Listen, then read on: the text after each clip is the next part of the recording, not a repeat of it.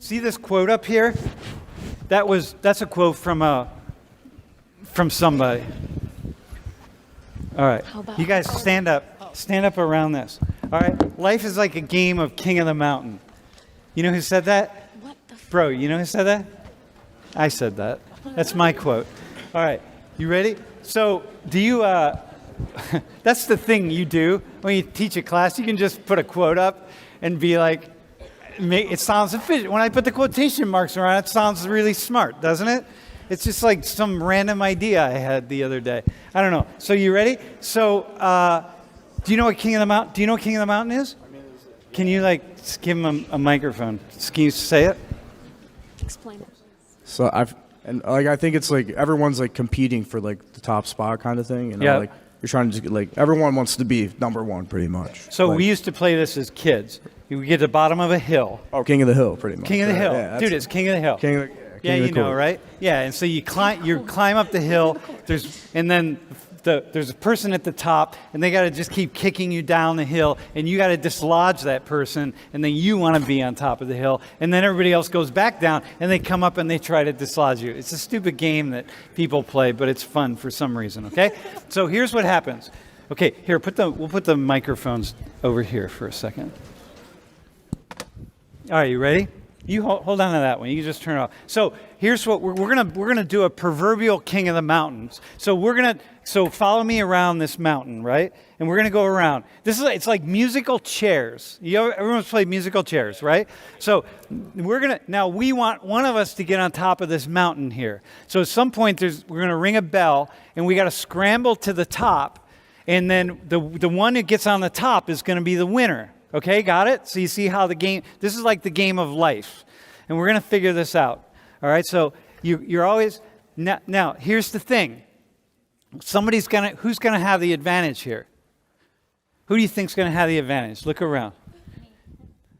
It could be someone who's smaller because they might be faster to get up. It could be Derek or I because we're bigger. It could be Derek because he's younger. It could be me because I'm older and I'm smarter. I've done this before. I have more experience. Could be Hayoon because, she's really calculating what it is. Like, who knows what it is? But there's going to be some kind of advantage. But it's just us. And whoever has the advantage, it's just going to be from us. But check this out, right? What if this is here? And okay, whoever's next to that is going to have the advantage. So now, some of us may not be even seeing that thing there. And we may not even be noticing it. But some of us might be saying oh shit, that's an advantage for us. I got to make sure I'm near that when the bell rings. So I'm going to slow down when we get to it, but okay, I can't. But others of us, we're not very smart. And we're just not even paying attention, okay? But some of us might be oh, okay, I got that. That's really special. Some of us might find a way to pull it along with us. There are any numbers of things you can do, but the point is we're going to get at the top of the mountain when the bell rings, okay? And then the bell rings, let's say, and so I'm just going to jump up because I'm going to do the next thing. The bell rings and I win, and I get up on top, okay? I either got here because I'm smart, because I saw that, or something happened and I used it to my advantage, or I just got up here because it was luck. I just happened to, when that bell rang, I happened to be right next to this thing. I got up and here I am. And so I can now I'm here and I got to decide why I'm here. So I'm going to decide I'm here because I'm smart. I'm never going to decide that I got here because I got lucky. It's going to be because I'm smart and I'm stronger and I'm more able and I deserve to be here. That's the thing. I deserve to be up here. But here's the point about King of the Mountain or King of the Hill. So you all, right, I have the advantage now. Right? You ever play you play King of the Hill, right? So the first one up has the advantage always because I can push you off. I can use my feet. I can use my arms, I can use whatever, but it's much harder to dislodge somebody than it is for the person who's on top to push the other people away who's trying to dislodge him or her. Got it? So the first one up has that benefit. And then now I'm up here and like, oh, I'm at the top. I can now also make rules for you all. So I can be like, you know what? Honestly, I got to say, I think this guy's my biggest competitor. So you have to move back 3 feet. And now I'm making the rules because I got on top. Whatever reason, whatever thing got me here, I'm now on top. So I'm going to make the rules. And so like, okay, so you three, okay, you're okay. You can like, in fact, you know what? You can come up here with me if you want, but you two have to like back off a little bit. But you're part of my people. So like, yeah, I'm going to bring you up here even like, because, or let you be close and we're going to connect. Like however it is, I make the rules. Because that's the nature. That's how this stuff works, okay? Life is in many ways like king of the mountain or king of the hill. Okay? So we see how that operates. Long-standing inequity, unfairness.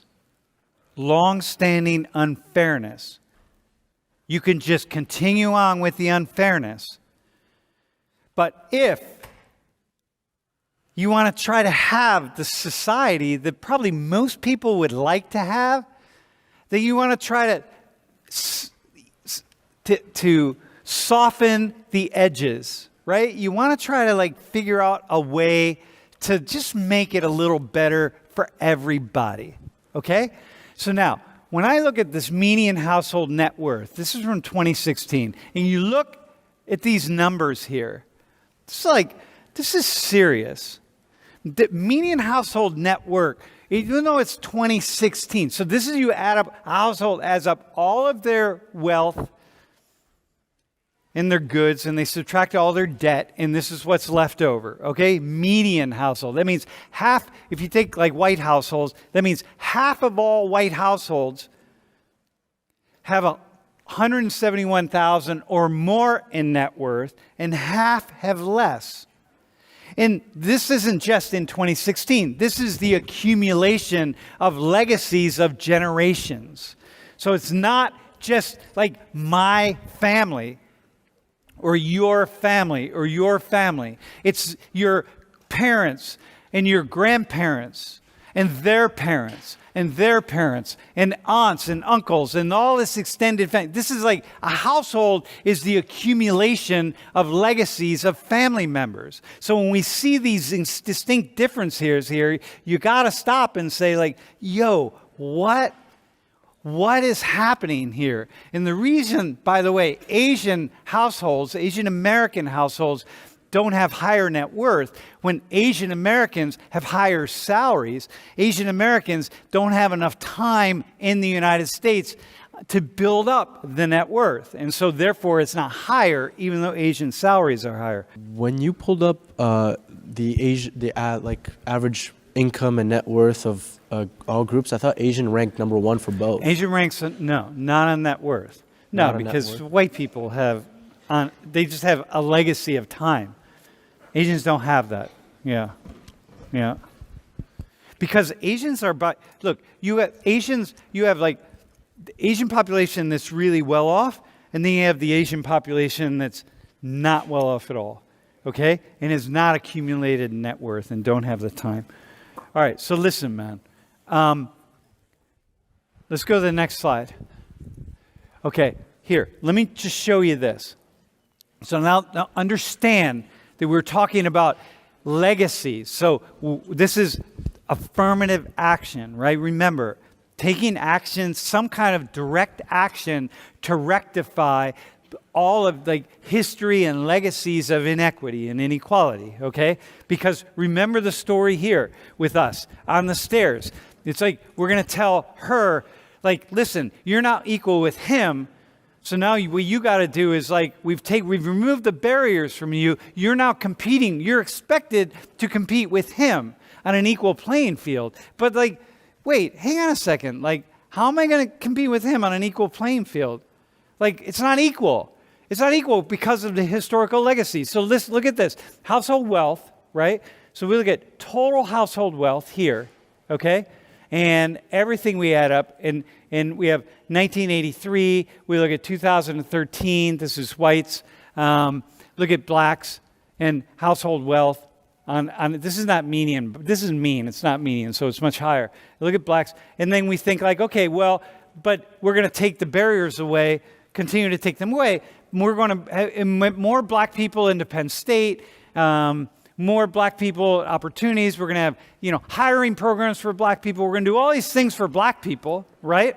So, Samal, so your people, man, we're going to do all these things for your people. But you're Ethiopian Eritrean, right?